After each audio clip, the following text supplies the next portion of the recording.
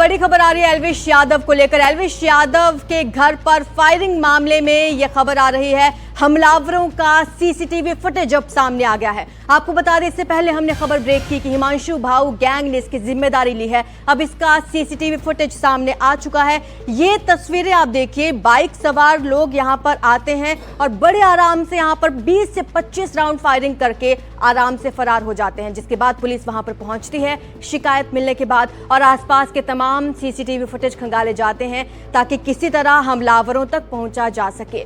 एल्विश यादव के घर पर जो गोली कांड हुआ है उसके बाद हड़कंप मचा है। इससे पहले हमने देखा जब राहुल फाजिलपुरिया पर भी गोलियां बरसाई गई थी, वो बाल बाल बचे थे उस दौरान। उसके बाद एल्विश यादव जो फाजिलपुरिया के ही दोस्त हैं, उन पर, उनके घर पर यह फायरिंग की गई है। हालांकि गनीमत ये रही है कि कोई घायल नहीं हुआ है, लेकिन ये देखिए, ये सबसे पहले एनडीटीवी पर आप ये सीसीटीवी फुटेज देख रहे हैं जिसमें ये बाइक जो गुजर रही है इस पर सवार है ये हमलावर। जो बताया गया है अब तक कि 3 हमलावर आए थे और उन्होंने 20 से 25 राउंड फायरिंग की है एल्विश यादव के घर पर, जिसके बाद ये यहां से फरार हो जाते हैं। हमारे सहयोगी मुकेश सिंह सेंगर हमें ज्यादा जानकारी देंगे। मुकेश, एक सीसीटीवी फुटेज सामने आया है, क्या नजर आया इसमें?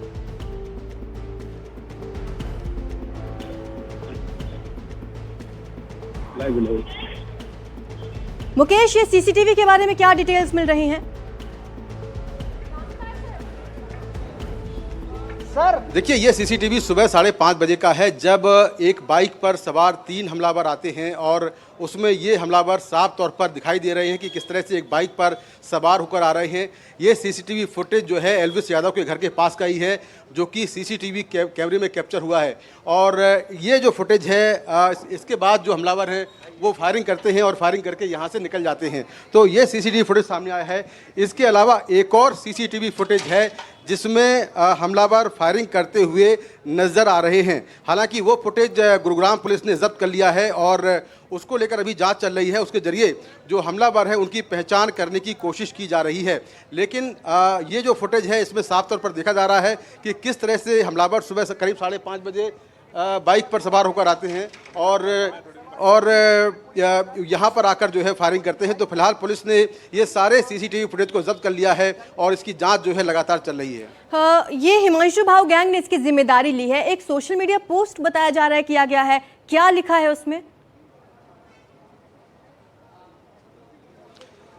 देखिए, बिल्कुल इस पूरे फायरिंग की जिम्मेदारी हिमांशु भाऊ गैंग ने ली है। एक सोशल मीडिया पोस्ट आया है, हालांकि इस पोस्ट की एनडीटीवी पुष्टि नहीं करता है, लेकिन ये पोस्ट जो है हिमांशु भाऊ की तरफ से किया गया ऐसा कहा जा रहा है, जिसमें ये लिखा है कि जो एल्विश यादव हैं वो सट्टे के काम में शामिल हैं और जो सट्टे के काम में शामिल होगा उसको टारगेट किया जाएगा, ये लिखा हुआ है। और ये भी लिखा है कि जो फायरिंग करने वाले हैं वो नीरज फरीदपुर हैं और एक और शख्स है जिसने ये फायरिंग की है और हिमांशु भाऊ ने इस पूरे फायरिंग की जिम्मेदारी ली है।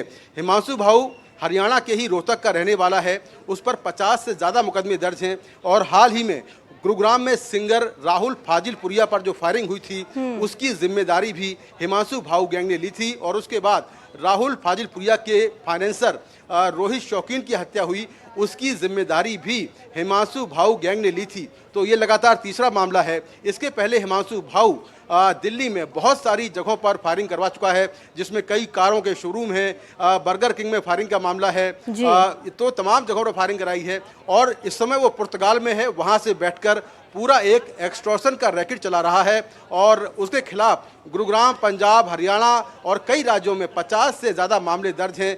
रेड कॉर्नर नोटिस भी निकला हुआ है।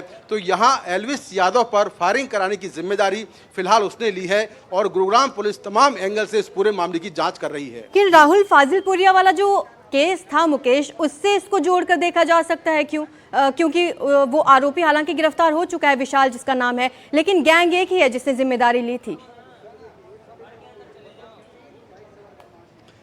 देखिए, राहुल फाजिलपुरिया वाले केस में केवल एक आरोपी अरेस्ट हुआ है और वो भी वो आरोपी है जिसने शूटरों को अपने यहाँ रुकवाया था। जो उस फायरिंग में शूटर शामिल थे उनमें से कोई भी अब तक गिरफ्तार नहीं किया गया है।